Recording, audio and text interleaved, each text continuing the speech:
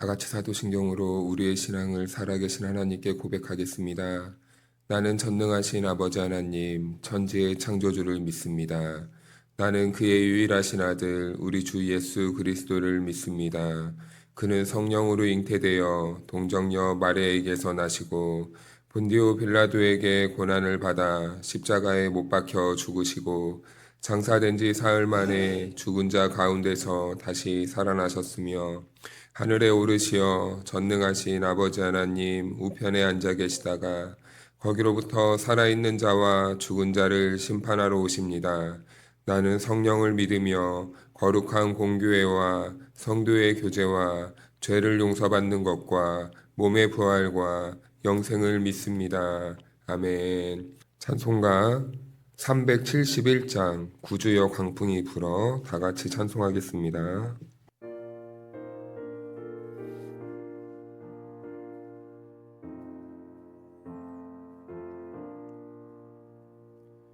구주여 광풍이 불어 큰 물결이 일어나 온 하늘이 어둠에 쌓여 피할 곳을 모르니 우리가 죽게 된 것을 안 돌아봅니까? 깊은 바다에 빠지게 된 때 주무시려 합니까? 큰 바람과 물결아 잔잔해 잔잔해 사납게 뛰노는 파도나 저 흉악한 막이나 아무것도 주 편안히 잠들어 누신 배 뒤엎어놓을 능력이 없도다. 주 예수 풍파를 꾸짖어 잔잔해 잔잔해 주 예수 풍파를 꾸짖어 잔잔하라. 구주여 떨리는 내 맘 저 풍랑과 같아서 늘 불안에 쌓여서 사니 날 붙들어 주소서. 세상의 풍파가 나를 삼키려 합니다. 지금 죽게 된 날 돌아보사 곧 구원해 주소서. 큰 바람과 물결아 잔잔해 잔잔해 사납게 뛰노는 파도나 저 흉악한 막이나 아무것도 주 편안히 잠들어 누신 배 뒤엎어놓을 능력이 없도다. 주 예수 풍파를 꾸짖어 잔잔해 잔잔해 주 예수 풍파를 꾸짖어 잔잔하라. 사나운 광풍이 자고 큰 물결이 그치니 그 잔잔한 바다와 같이 내 마음이 편하다. 구주여 늘 함께 계셔 떠나지 마소서. 복된 항구에 즐거이 가서 그 언덕에 쉬리라. 큰 바람과 물결아 잔잔해 잔잔해. 사납게 뛰노는 파도나 저융악 칸막이나 아무것도 주 편안히 잠들어 누신 배 뒤엎어놓을 능력이 없도다. 주 예수 풍파를 꾸짖어 잔잔해 잔잔해. 주 예수 풍파를 꾸짖어 잔잔하라.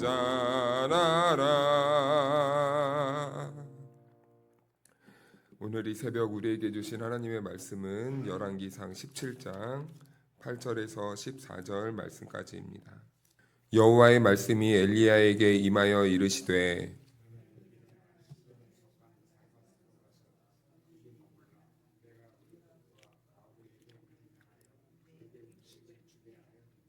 그가 일어나 사르밧으로 가서 성문에 이를 때에 한 과부가 그곳에 나뭇가지를 줍는지라. 이에 불러 이르되 청하건대 그릇에 물을 조금 가져다가 내가 마시게 하라.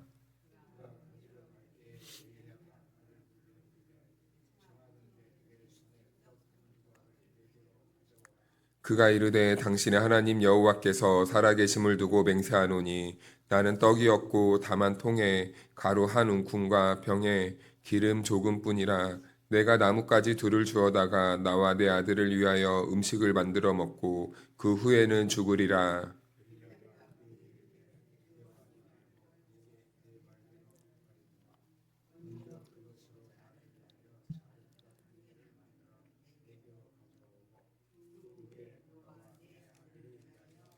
함께 읽겠습니다. 이스라엘의 하나님 여호와의 말씀이 나 여호와가 비를 지면에 내리는 날까지 그 통의 가루가 떨어지지 아니하고 그 병의 기름이 없어지지 아니하리라 하셨느니라. 아멘. 할렐루야. 하나님의 은혜와 평강이 우리 모두에게 함께하기를 주님의 이름으로 축복합니다. 네, 하나님은요 아합 시대에 엘리야를 부르셨습니다. 그 악한 왕 여로보암의 길을 정말 쉽게 생각했던 그 악한 왕 시대에 하나님은 엘리야를 부르시는데요. 그래서 엘리야를 어떠한 시냇가로 그리 시냇가로 보냅니다. 그런데 웬걸요? 갔더니 물이 마르네요. 그런데요, 물이 말랐다고 해서 하나님의 인도가 다 끝났던 것은 아닙니다. 하나님은 오히려 이 물이 마른 곳에서 하나님의 새로운 역사를 시작하시려고 하시는데 그 물이 마른 후에 하나님은 엘리야에게 새롭게 말씀하시는 장면을 보게 됩니다. 그래서 7절 말씀을 보니까 이렇게 말씀하는데요. 땅에 비가 내리지 아니하므로 얼마 후에 그 시내가 마르니라. 네, 땅에 비가 내리지 않습니다. 바알이 비를 주관하는 줄 알았는데 오늘 말씀은 하나님의 말씀대로 그 일이 진행되고 있는 것을 보게 돼요. 비도 주관하시는 분은 바알이 아니라 하나님이시다라는 것을 성경은 이렇게 말씀하고 있습니다. 그런데 이 모습은 우리에게 매우 중요한 사실 하나를 깨우쳐 주죠. 우리가 하나님의 인도를 받습니다. 하나님의 인도를 받는데요. 웬걸요? 하나님의 인도를 받으면 우리가 참 좋으면 좋겠다라고 항상 이렇게 환상을 꿈꿔요. 하지만 때로는 하나님은 우리를 인도하시는 그 자리에도 엘리야가 시내가 마르듯이 우리의 인생에도 시내가 마르는 경험을 시킬 때가 있습니다. 결핍이 생기는 거죠. 여러 가지 어려움이 생기는 겁니다. 분명히 하나님의 뜻을 따라왔는데 경제적으로는 어려워지고 건강적으로도 안 좋아지고 여러 가지 상황이 안 좋아지는 경험을 할 때가 있다라는 것이죠. 그러나 중요한 것은요. 우리는 이 시내가 마를 때, 우리의 인생에 결핍이 찾아올 때 거기에만 집중할 때가 있는데요. 하나님은요. 그 결핍 그 다음을 우리들이 깨닫길 원하시는 거예요. 그 다음이 있다라는 것을 하나님은 우리들에게 말씀해주고 싶은 거죠. 그런데 엘리야도 마찬가지였습니다. 그 결핍을 경험했을 때 오히려 그 결핍의 자리에서 하나님의 음성이 들려요. 그래서 8절 말씀을 보니까 이렇게 말씀하네요. 여호와의 말씀이 엘리야에게 임하여 이르시되 그리고 명령하십니다. 너는 일어나 시돈에 속한 사르밧으로 가서 거기 머물라. 내가 그곳 과부에게 명령하여 내게 음식을 주게 하였느니라. 결핍의 이 현장 속에서 하나님은 엘리야에게 다시 말씀하시는 거예요. 여호와의 말씀이 엘리야에게 이르시되 하나님은요, 엘리야를요, 그냥 방치해 두신 분이 아니었던 겁니다. 하나님이 인도했어요. 시내가 말랐어요. 그런데 하나님은요, 그것까지도 다 보고 있었다는 거예요. 세심하게 하나님은 엘리야의 삶에 관심을 두고 있었고, 세심하게 하나님은 엘리야의 삶을 붙잡고 그리고 그렇게 다듬어가고 있었다라는 겁니다. 그래서 이 엘리야는 시내가 마른 그 자리에서 다시 하나님의 음성을 듣게 되죠. 그래서 성도에게 중요한 것이 하나 있습니다. 우리는요, 때로는 환경을 중요시 여길 때가 있습니다. 환경 중요합니다. 그런데 그것보다 더 중요한 것이 있다는 겁니다. 그 모든 환경, 그 모든 시내, 그 모든 비, 모든 풍요를 주장하시는 분이 누구냐라는 겁니다. 우리는 그 환경 자체만 보고 항상 낙담하고 넘어지고 쓰러지고 우울해지는데, 그런데 우리 믿음의 사람들은 이 모든 환경을 주관하시는 분이 누구냐라는 그 본질적인 그 모든 통치하시는 그 섭리자를 우리는 바라볼 수 있어야 되는 거죠. 그런데 하나님은 우리를 인도하시고 그 자리에 물줄기가 마르게 하실 때가 있다는 거예요. 그런데요, 그것이 끝이 아니다라는 겁니다. 하나님께서는 오히려 그 어려움 가운데 시내가 마르고 우리의 목이 타들어가고 갈증이 맹렬해지고 우리의 뼈는 녹아지는 것 같고 우리의 살은 다 찢겨져 나가는 것 같은 그런 고통 속에서도 하나님은 오히려 그 현장에서 말씀을 예비해 두고 있고 말씀으로 우리를 부르시고 말씀하신다라는 것이죠. 그런데 하나님이 엘리야에게 가라고 하신 곳이요, 이상합니다. 시돈 땅이네요. 시돈에 속한 사르밧 과부의 집으로 가라고 합니다. 이 시돈은 어디입니까? 바알의 본고지입니다. 아합의 아내 이세벨도요, 어느 지역 출신이었냐면요, 시돈의 땅 엣바알의 딸이었다. 시돈의 땅 엣바알의 딸이었다라고 이렇게 소개하고 있어요. 즉 시돈은요, 이 아합의 본거지였던 거예요. 우상 숭배의 중심이었던 것입니다. 그런데 하나님이 지금 그곳으로 가라. 그런데 무엇을 들고 갑니까? 하나님의 말씀을 들고 가라라는 겁니다. 이것은 그래서 단순한 피신이 아니에요. 하나님께서 자기의 말씀을 어디까지 지금 증거하시는지, 하나님의 말씀은 지금 어디까지 임하시는지를 엘리야에게 확인시켜 주는 겁니다. 하나님은 이스라엘 땅에만 있는 것이 아니라 우상의 본거지까지도 하나님은 관심이 있다는 것을 엘리야에게 이렇게 보여주고 있는 것입니다. 이스라엘 안에서는 하나님의 말씀이 거절당하고 있었습니다. 왕도 듣지 않았어요. 왕이 듣지 않으니까 이 이스라엘 백성들을 듣지 않습니다. 그런데요, 그때 하나님께서 이제 말씀을 옮겨버리시는 거예요. 이스라엘이 안 되니까 이제 하나님이 그 말씀의 장소로 옮기시는데 희한하게도 시돈 땅 우상의 본거지였다는 겁니다. 그 누구도 하나님의 말씀을 듣지 않을 때 그 누구도 돌보지도 않던 한 가부의 집에 하나님의 말씀이 이동하게 되는 것이죠. 그래서 9절 말씀을 보니까 이렇게 말씀하시는데요. 너는 일어나 시돈에 속한 사르밧으로 가서 거기 머물라. 내가 그곳 과부에게 명령하여 내게 음식을 주게 하였느니라. 아멘. 여기에서 중요한 표현이 있습니다. 내가 그곳 과부에게 명령하여. 네. 하나님께서는 엘리야를 보내시는데 이미 하나님께서는 하나님의 섭리를 이루게 하실 한 사람을 준비합니다. 그런데요, 놀랍게도 그 준비된 한 사람이 누구였냐면 시돈 땅에 있던 아무도 돌아보지 않던 한 과부였다는 겁니다.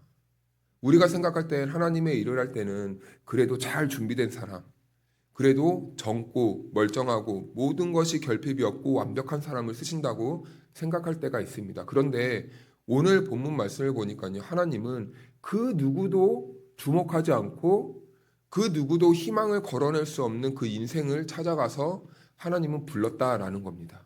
그게 누굽니까? 우상, 이 바알 본거지인 그 시돈 땅, 우상의 본거지인 그 땅.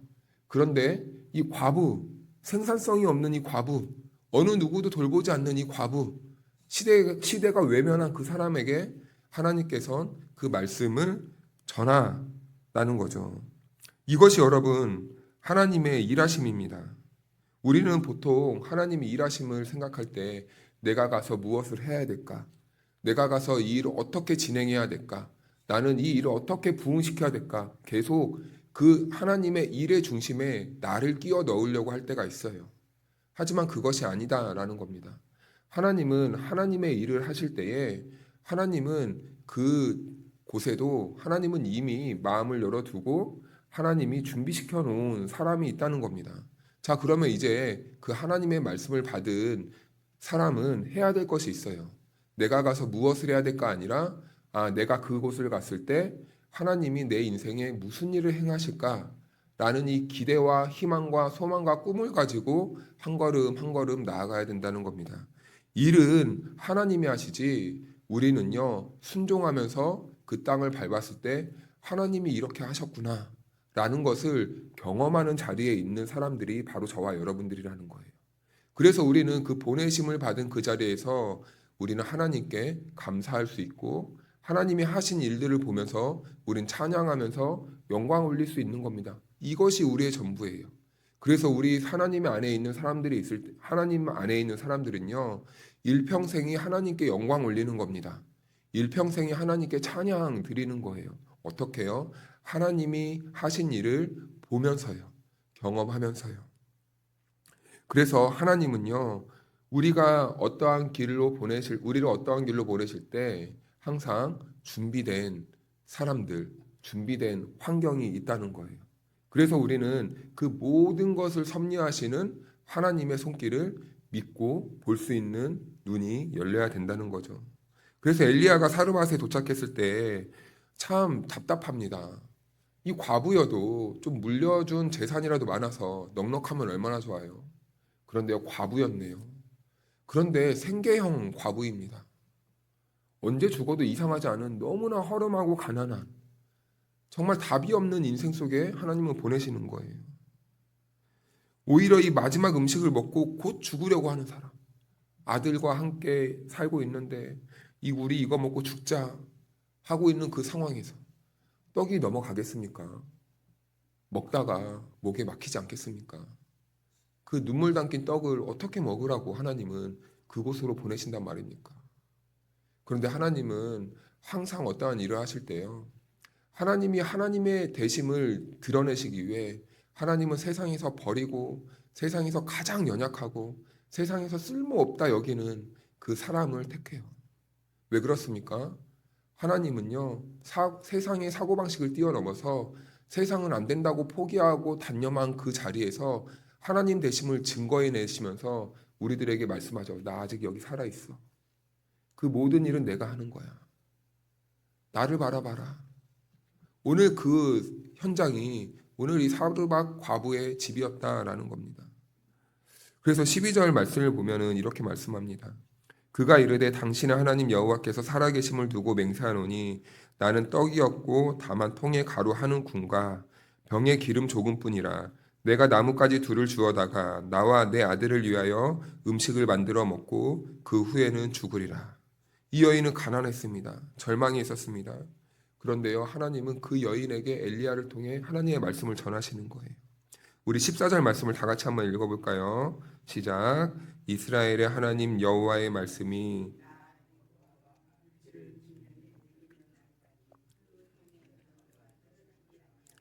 그 병의 기름이 없어지지 아니하리라 하셨느니라. 아멘. 네, 이런 말씀을 전합니다. 그런데요, 이 과부가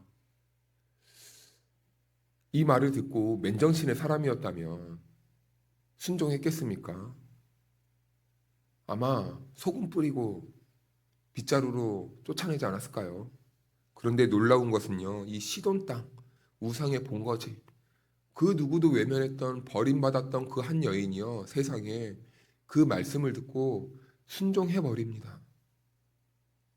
이스라엘의 왕은 하나님의 말씀을 듣지 않는데 오히려 이방 땅의 이 가난한 한 여인은 하나님의 말씀을 듣고 있다는 거예요. 이 말씀을 보았을 때 이스라엘 백성들에게 심각하게 이 양심에 거리낌과 찔림이 오지 않았겠습니까? 우리는 하나님의 말씀을 외면해서 포로로 끌려와 있는데, 하나님은 우리가 우상 숭배할 때 이렇게 한 여인을 준비했구나. 그런데 그 여인이 세상에 과부였네.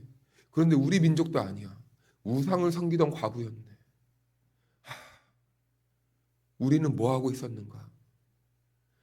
이 우상을 섬기던 여인이 하나님을 섬길 때 나는 뭐 하고 있었는가? 자책하고 깨닫고 하나님께 돌아가야 되는구나. 그러한 열망이 일어나지 않겠습니까? 말씀을 들어야 할 때 이스라엘은 듣지 않았습니다. 그런데 그 듣기 어려운 상황에 있었던 이 한 과부는 하나님의 말씀을 듣고 반응했다라는 겁니다. 그래서 마지막에 여인은 놀라운 고백을 합니다. 우리 24절 말씀을 같이 읽겠습니다. 시작. 여인이 엘리야에게 이르되 내가 이제야 당신은 하나님의 사람이요 당신의 입에 있는 여호와의 말씀이 진실한 줄 아노라 하니라. 아멘. 세상에 이방 여인이 신앙 고백을 해버립니다. 엘리야의 입에 있는 여호와의 말씀이 진실하다는 사실을 고백해버려요.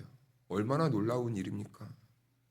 아합의 시대는요, 말씀이란 찾아볼 수 없는 말씀에 상실되었던 그런 시대였습니다.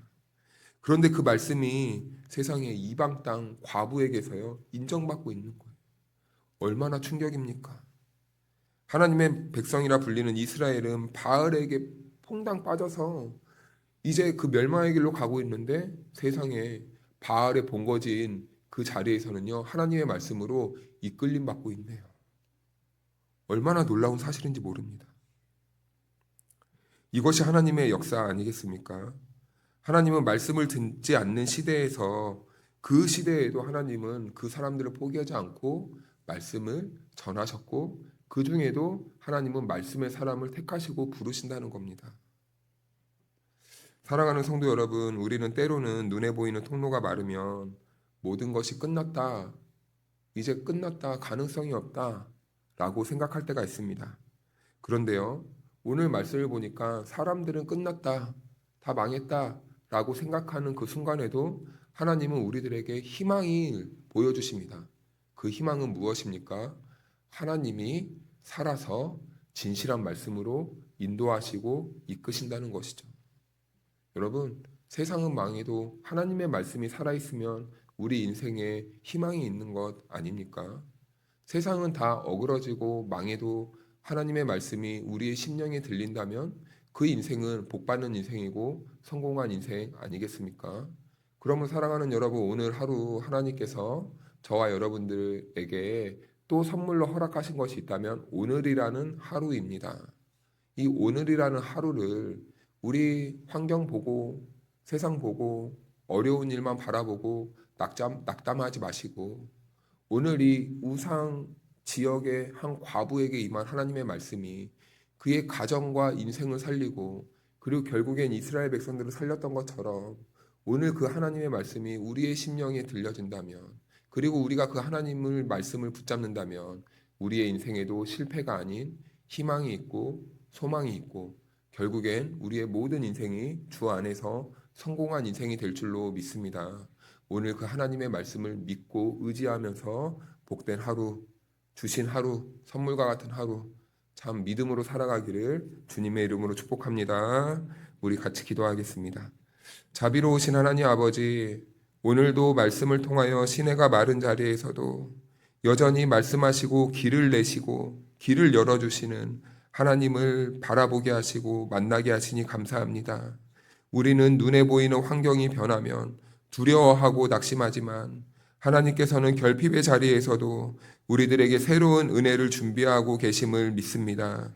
우리의 형편보다 하나님의 말씀을 더 신뢰하게 하시고 이해되지 않는 길이라도 믿음으로 순종할 수 있도록 도와주시옵소서. 은혜의 하나님, 새로운 하루를 살아가는 성도들의 걸음을 붙들어 주시길 원합니다. 삶의 무거운 짐을 지고 살아가는 이들에게 하늘의 지혜와 세임을 더하여 주시고 분주한 일상 속에서도 하나님께서 이미 앞서 일하고 계심을 믿으며 살아갈 수 있도록 도와주시옵소서. 우리의 계획이 막히는 순간에도 원망보다는 하나님의 뜻을 먼저 묻게 하시고 열리지 않는 문 앞에서도 주님의 인도하심을 기다릴 수 있는 믿음을 허락하여 주시옵소서. 긍휼이 풍성하신 하나님 아버지, 육신의 질병으로 신음하는 성도들과 마음의 상처로 힘겨워하는 성도들을 기억하여 주시옵소서. 병상에서 기도하는 성도들에게 하늘의 위로를 내려주시고 지친 심령에는 새 소망을 허락하여 주시옵소서. 약한 몸을 강건하게 붙잡아 주시고 낙심한 마음을 붙들어 주셔서 회복의 은혜를 경험할 수 있도록 은혜를 부어 주시옵소서. 주께서 만지시면 새 힘을 얻고 주께서 고치시면 온전하게 됨을 믿습니다. 신실하신 하나님 아버지, 주의 백성들이 간절히 품고 있는 기도의 제목을 돌보아 주시옵소서. 오랜 시간 응답을 기다리는 가정도 있고 눈물로 간구하는 문제들이 한두 가지가 아닙니다. 사람의 생각으로는 길이 보이지 않아도 하나님께서는 이미 예비하신 길을 가지고 계심을 믿습니다. 사르와 가부를 먼저 준비하셨던 것처럼 우리의 앞길에도 주의 은혜를 예비하여 주시고 가장 선한 때에 가장 아름다운 응답으로 충만하게 역사하여 주시옵소서.